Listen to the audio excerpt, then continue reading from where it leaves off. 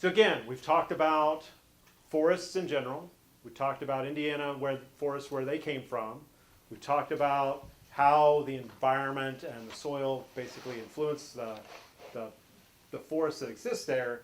Now we're going to talk about how the forest basically influences itself, how it determines what happens next as a forest. And that's through this process called plant succession. And it's just the idea that we're going from one group of plants to the next. So plant succession is a series of predictable communities. Somewhat predictable. We're not ever going to be exactly capable of predicting the next group of plants, but we're pretty good at determining what's going to be there next. And so again, climate, the location, time, all plays into determining what the next group of plants that can exist there is going to be. And like I said before, ecosystems are not stagnant. Forests don't stay the same. They always are changing. Wetlands don't stay the same. They're always changing. So there's processes involved with an ecosystem moving through time, and there's a constant change, evolution to the shape, the structure, the composition. Everything that makes that forest a forest is changing over time. So this is the concept that was popularized by Henry Chandler Cowles at Indiana Dunes. So Indiana Dunes is a really important location for basically coming up with this idea of succession. There was work done in Denmark that kind of led to Cowles' innovations, but still, he's still credited with really coming up with this idea in Indiana Dunes. So you can go to these areas in the Indiana Dunes and see what he saw in the 1890s.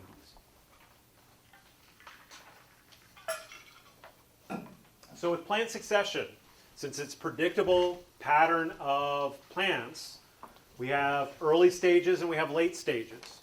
And we have transitions between them. So we're going to start off with early stages. There's really high replacement rates. So plants are added and plants are removed very quickly in short periods of time. I mean, a single growing season, we could see the loss of lots of plants and the replacement of them with other plants. So very high replacement rates, very unstable. It's constantly changing from year to year, and heavy erosion. So here on this dune, we've got areas of really active sand movement, very few plants, because as the sand moves, it's hard for plants to get established. And when they get established, they get buried or they get excavated. Something is happening to them that kills them, and we have to wait for the next group to get there. As we move later, we start seeing stabilization. We start seeing things remaining longer. Very low rates of change, because now that the plants are there, they're protecting the soil. So here in the foreground, we've got these grasses that are starting to stabilize the dune, and now other stuff can come in because we have a stable system.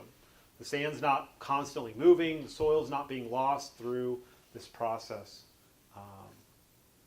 And so as we go from the active dunes to more older dunes, we see this stabilization, but the plant community changes. And it can be reset at any point. So we can go from a late stage succession to a really early stage with disturbance. I don't know if I've got the definition there before we go. Don't look ahead. What is a disturbance? What's the definition of a disturbance? Not what is an example of a disturbance. What is a disturbance? Something that ruins the equilibrium of... Okay. Something that's disturbing, it's changing the equilibrium. It messes with it. Messing with it. What else? Something that Uncommon. interferes with Occurrence. Interferes. Uncommon occurrence. Usually it's pretty common. You said uncommon, right? Is that what you said?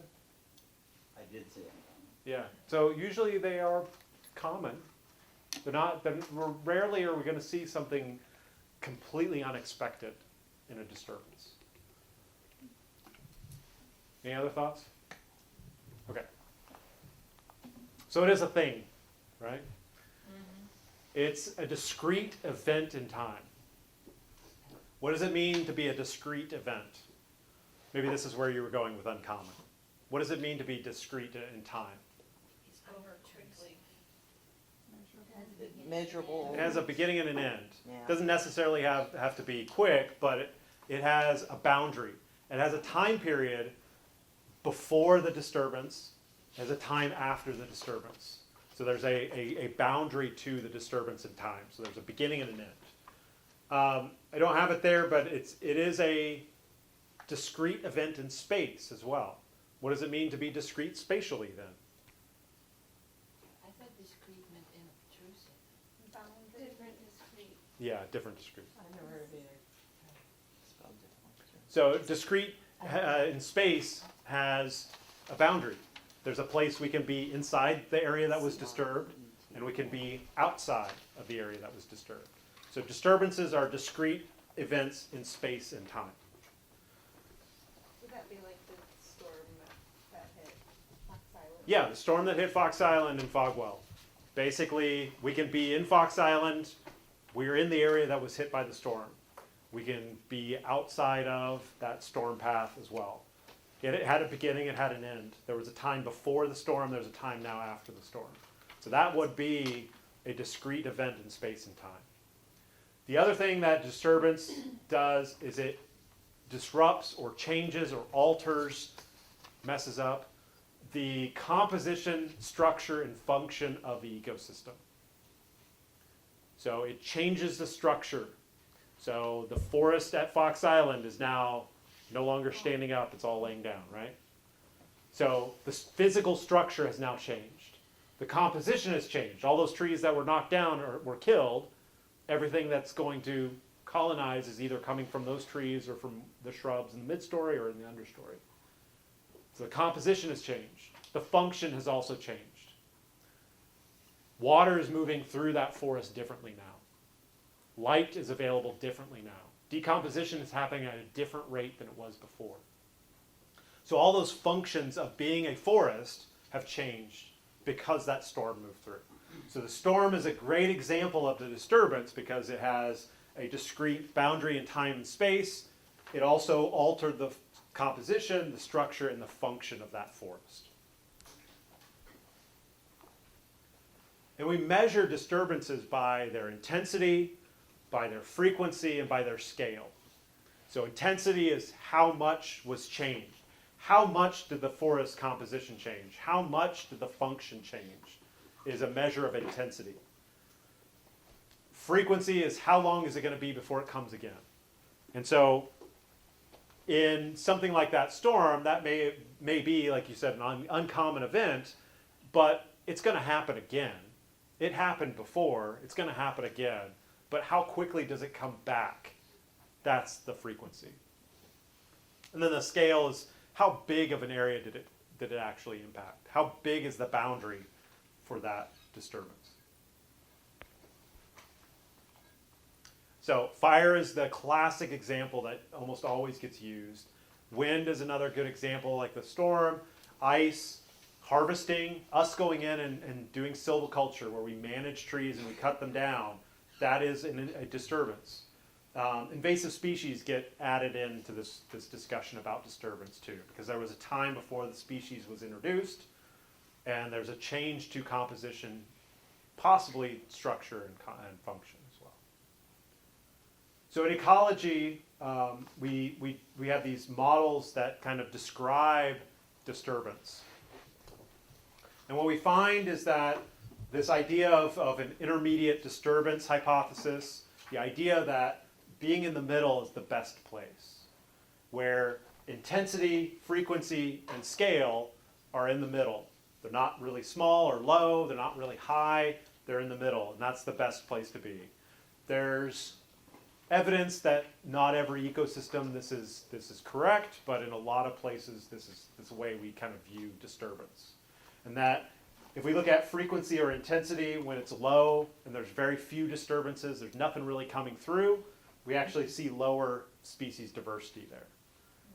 Fewer different kinds of species exist there. If it's really high and there's constantly this change happening over and over and over, it's also low species diversity there. But we see the highest diversity where we're kind of in the middle. So disturbance is important. It's important to be part of the ecosystem, but if it's too intense or it's too frequent, then it's going to limit what kind of ecosystem can exist there. So what kind of forest can be there is limited by the disturbance. So here we've got a tip up, so something that you might see at Fox Island, when the wind blows, it tips up the tree, and we get the disturbance. So not only did we lose that tree that was creating shade, but now we've got this bowl that's formed that's going to hold water. And so now we have this disturbance that not only is changing the plant community, but might affect amphibians that can utilize that little pool. And now we have a mound as well, and that TipUp Mound becomes a place for plants that like the sun, those shade intolerant plants, to colonize up and on that mound and start creating a different plant community, because we've got the gap that opened up, and now we have loosened soil, we have plants that can colonize. But also the animals are going to change. This one's a little harder to see, but you can see these tops of the trees are all snapped off. What do you think caused that? Wind. This is probably a combination of wind and ice. This was probably an ice storm that broke off tops, and the wind kind of cleared it out. So what that does is it thins the canopy, opens up more space for light to get through, and alters what can grow underneath those trees. I was at Bernheim Forest in Kentucky when I was interviewing for jobs a long time, it was 13 years ago. Actually, probably 15 years ago that I was at Bernheim. But they have this canopy walk. Basically, it's in south of Louisville, Kentucky, so it's ridge valleys that exist in the hills. And so off the top of one of the ridges, there's a canopy walk that comes out. It's just basically a bridge that comes out, and you walk out, and as the trees go down the hill, you're basically walking out into the canopy. And we walked out when I was interviewing there, and there had been a winter storm the year before, and it basically looked like somebody had taken a giant lawnmower and mowed off the top of the forest, because there had been ice damage that basically snapped off every single top of every single tree within that forest. A disturbance that has probably a low frequency, but had a pretty high intensity, creating now a new light regime, so more light coming down into the forest floor. And then harvesting, so this would have been a selective harvest, probably seed tree retention. So basically what they do is they go in and they leave certain trees that are mature, that are going to produce seed for the understory to reestablish, the trees to reestablish. And so, but they did harvest trees, removed them, left certain trees in there to reseed the forest.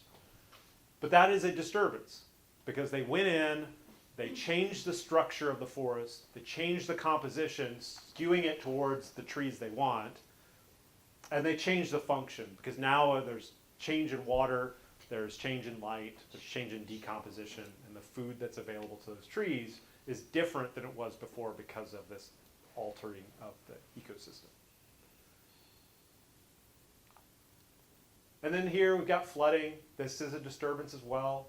It's going to remove trees that cannot stand being saturated and have roots underwater, because they need oxygen. And so certain trees are going to die, be removed, changing structure, changing function. This maybe has an annual return. So its frequency, maybe every single year there may be flooding in the site. But it's determining the forest that can exist there. And then fire. Again, there's a boundary. There's inside the fire, there's outside the fire. There's a time before the fire and after the fire. And it's removing plants, it's removing organic matter, and it's changing the function of that ecosystem. All right, so succession goes through several phases. And again, getting to what's predictable out of this is through each of these stages. So the first is nudation. This is the disturbance. This is removing the plants, removing some soil, changing the function or the structure and organization of that plant community. It also is going to impact what animals are actually using that space as well. So after we have a disturbance, stuff has to get in there. It has to get to the site. And so we have migration. This is seeds that are going to move in. If the disturbance left soil, migration may get skipped because the seeds are already there. The plants are already there that can become the new forest or the new plant, the next plant community. Because most disturbances don't actually remove the soil. Very few do. Once we have migration or we have seeds getting there or they already are there, we have ascesis, which is the process of establishing plants. So as plants germinate out of seeds and they establish as a new individual plant, that is ascesis. And again, ascesis could be skipped if the disturbance didn't remove all of the plants. If it removed some of the plants and left other plants behind, then ascesis gets skipped because they've already established. But almost always we have competition, because competition is going to lead to the selection of the next group. So if we have trees over top that are shading down below, that's competition for light. And it's going to change what plants can come in and select for a different group that can sit in the shade and wait. And so once we have competition, we then have reaction, which is the removal of some species. We've got migration and ascesis of other species. And basically what we see is kind of this return over time. And so as reaction happens and stuff gets removed, plants get removed, others get come migrating in, they establish, they compete. The reaction of the ecosystem removes some plants, we have migration of new ones in. We basically have this cycle. That's the predictive part, that we can predict what the next group of plants that are going to migrate in and become the reaction that then predicts the next group that can migrate in.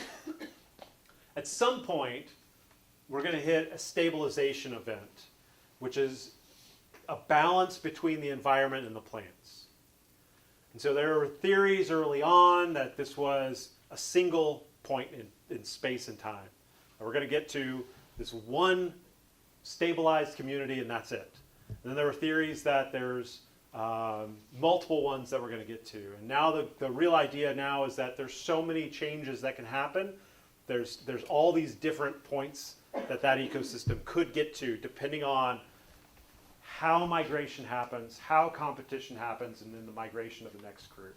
So this is the polyclimax theory, is the idea that stabilization isn't one ecosystem, it's multiple different ones that can exist here. And so we can have one stabilization pathway, different reaction, and a different stabilization community. Yeah. Excuse me, does that blow up the idea of climax forest then?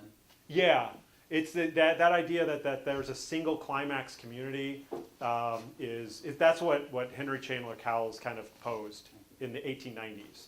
We've moved to this idea now that it's a polyclimax theory, that basically depending on where that reaction goes, that's what we're going to see as the next group, and then we're going to have migration of things in response to what has become that stabilization, or that reaction leading to a different stabilization.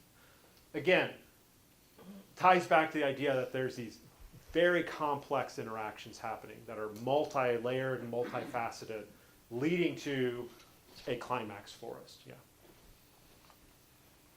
And then we can have a disturbance that either changes the path to a stabilized community or resets everything and it has to start over. So depending on the scale, the intensity, the frequency of that disturbance, we may see a completely different forest or community exist on that site. So a disturbance. So the point at which you determine whether or not it's a reaction or a disturbance, so at Fox Island, Mm-hmm.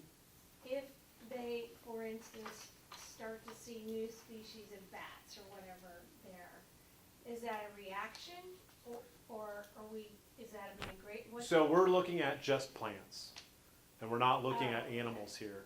Okay. The animals will follow what migrates in, what the reaction is, and they will respond to that.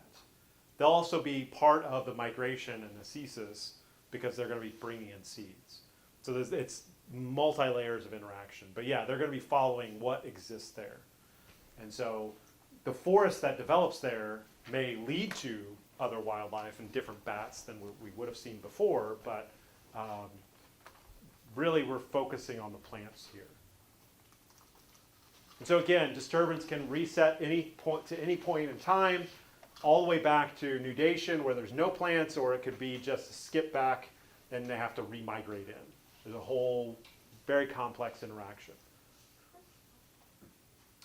So we do think about an end point to succession. We still do think about a climax forest and talk about it, but the specific forest we're going to get to is going to be related more to climate than just being a climax.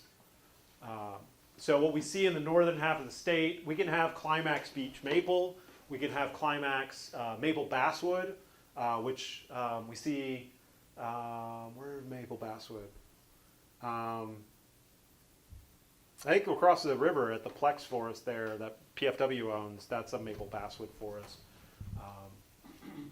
We also have ash elm forests, we have oak hickory. So that's going to be climate and soil and water related, and not necessarily that one is the only climax we can get to. It's that these are going to be the most stable forests in that area. Southern part of the state, we get sassafras and yellow poplar coming into these forests. We get some black cherry oak hickory forests as well. So we get these different kind of forests in different areas related to climate, related to soil, related to water, related to nutrients, and what happened before that allowed them to move through succession. Yeah. So I see 2 3-letter tree species up there that have had devastating loss through Dutch elm or the emerald ash borer. So what does that do to the forest? If they're in an area that another tree species can colonize, that's going to be this idea of a different stabilization. Okay. So the disturbance of the insects or the disease is creating an alteration here, and it may skip over migration and the ceases because the trees are already There's there. something else there. Yeah, right, exactly. And so the reaction may lead to, the removal of those trees may lead to a different forest type Okay. than the ash elm that was there. Okay. Elms are recovering. Yeah. Elms are doing really well. Yeah. Ash still exists. Green ash and white ash still exists. They're not going extinct. They're just going to be less dominant. I've got a long-term study that I've been working on for the last 15 years looking at ash retention within Michigan and northern Indiana and Ohio forests, and still finding ash. And the interesting, one of my grad students is working on analyzing the data right now for her thesis. But the interesting thing is that even in the forest where we found lots of ash, the loss of ash didn't change the forest type. And so the idea is that even though we're going to lose the dominance of ash, the forests are going to stay forest because they want to be forests. Right. And so what's going to change is the structure for a bit, but it's going to recover. What's going to change is the composition, but it's going to shift to a slightly different composition. What's going to change about function, maybe some slight changes in decomposition because we have now different leaves falling to the forest floor. But they're going to stay forest. All of those sites that I've got 50 sites that I've been continuously monitoring for the last 15 years.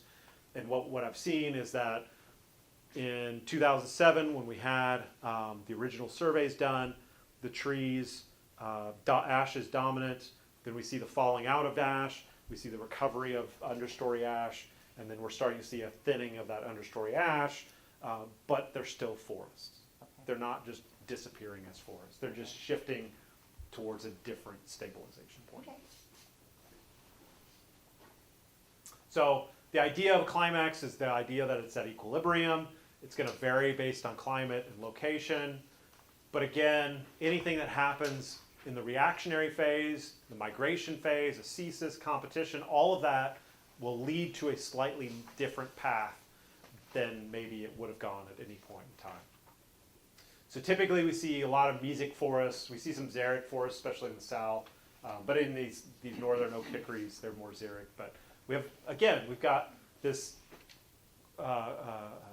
humid, temperate, continental climate that gives us mesic sites that have plenty of water for most plants to grow. That's what kind of forests we end up seeing.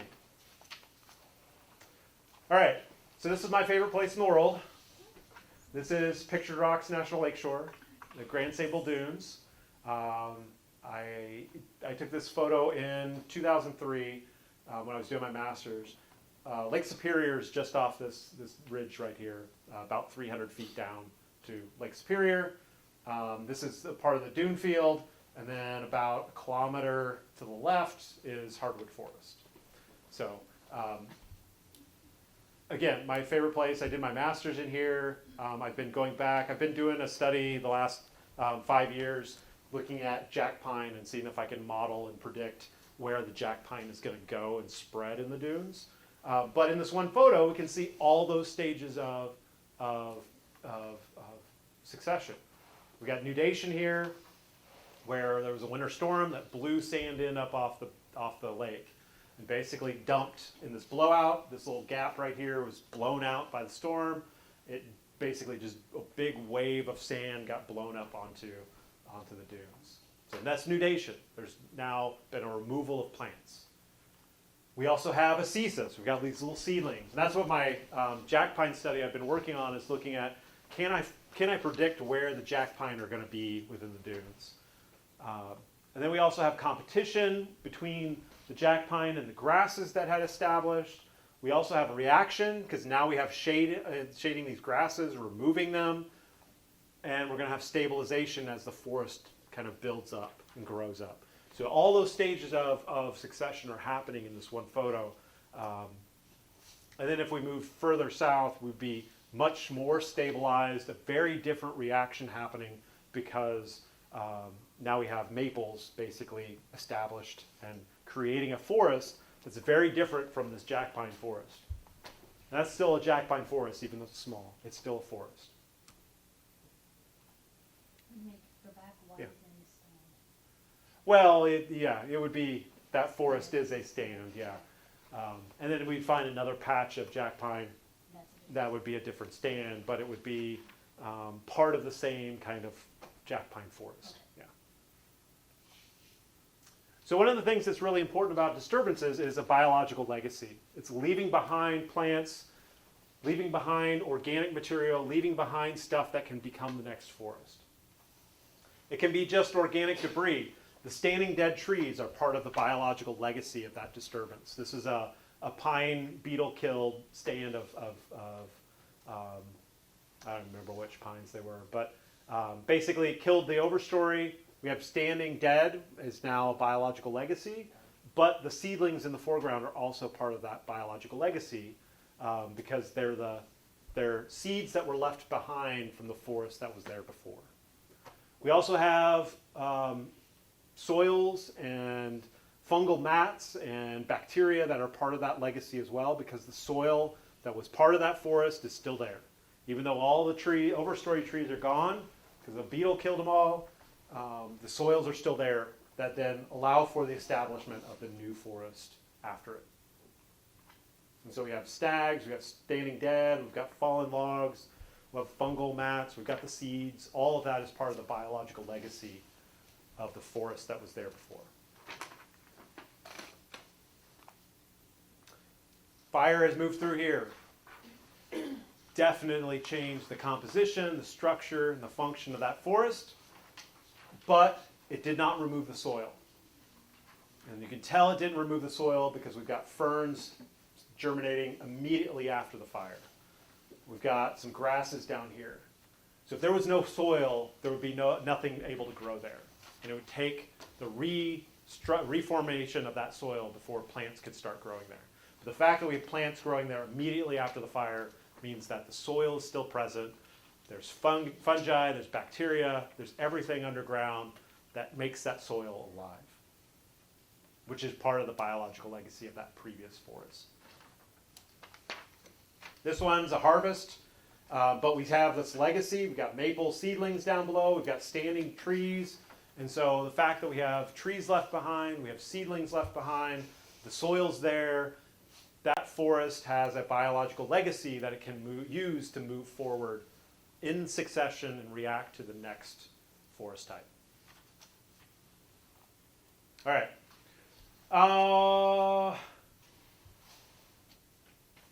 We're going to skip this just because you got it in your notes, but we're running out of time. And there's some other key things I really want to get to before we wrap up. But the idea is that, again, we've got those boundaries on environmental conditions that plants want. There's areas where they're going to grow well, and there's areas where they can't grow because they're outside of their environmental conditions. And basically, as we go through succession, the idea is that the environment changes.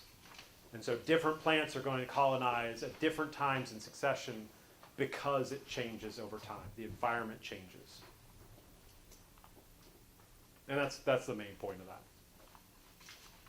Because I want to spend some time on diversity and talk about diversity within forests and within ecosystems and think about the ideas of what that means. So when we're talking about species diversity or diversity within a forest, we're usually thinking about them as diversity of the different species. We can talk about the diversity of genera, of families. We can talk about structural diversity and diversity in layers within that forest. And so if we've got all the same layer, then we have low structure diversity. If we've got multiple layers, we've got higher structural diversity. Again, coming back to our idea of population and species, that each species is able to mate and reproduce with only its own species, so within a population. And each species has a role. It has a niche. It has a place within the community in terms of what it does and what it takes and how it's actually leading to the next community through succession. So we talk about diversity, we're talking about the species, we can talk about it as the phenotype, the physical appearance. And so we can talk about diversity in oaks.